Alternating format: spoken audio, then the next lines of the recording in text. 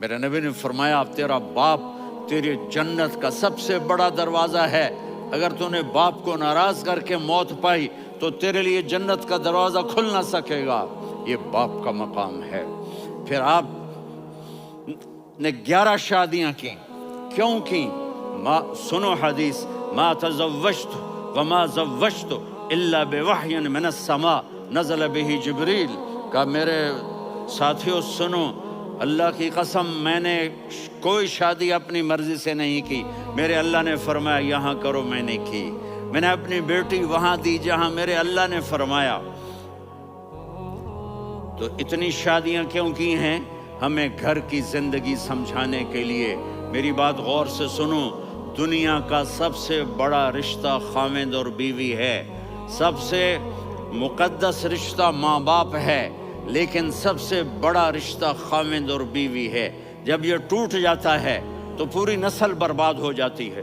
اس لیے آپ نے زندگی گزار کے دکھائی۔ آپ گھر میں جھاڑو دے رہے ہیں، آپ آٹا گوندھ رہے ہیں، آپ حضرت عائشہ کو لقمے بنا کے کھلا رہے ہیں، اور حضرت عائشہ کی دلداری کے لیے فرما رہے ہیں عائشہ، سننا حدیث طبرانی کی، عائشہ انہو لیہون علی الموت ان اریتک زوجتی فی الجنہ، عائشہ مجھے جب سے پتا چلا ہے نا کہ تو جنت میں میری بیوی ہے تو مجھے تو مرنے کا شوق لگ گیا ہے۔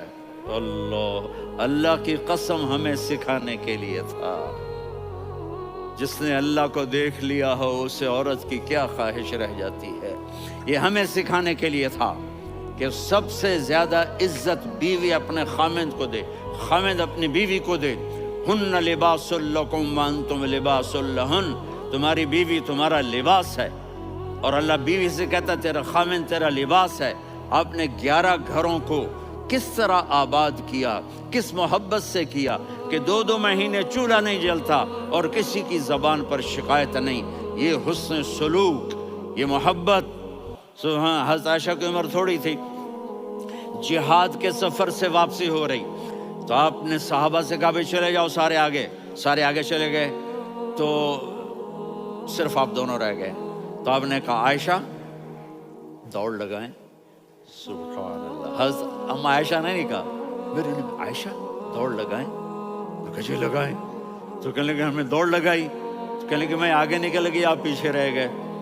چند سال گزرے تو پھر ہم جہاد کے سفر سے آ رہے تھے، تو آپ نے کہا صحابہ سے جاؤ بھی چلے جاؤ آگے آگے آگے آگے، وہ غائب ہو گئے۔ پھر آپ نے کہا عائشہ دوڑ لگائیں، تو میں نے کہا جی لگائیں۔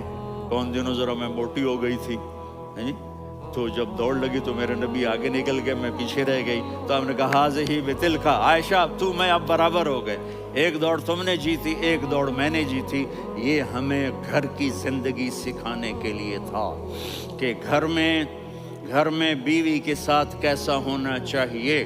اور عورتوں کے لیے کہا اگر میری شریعت میں سجدہ ہوتا تو میں بیوی سے کہتا اپنے خاوند کو سجدہ کرے۔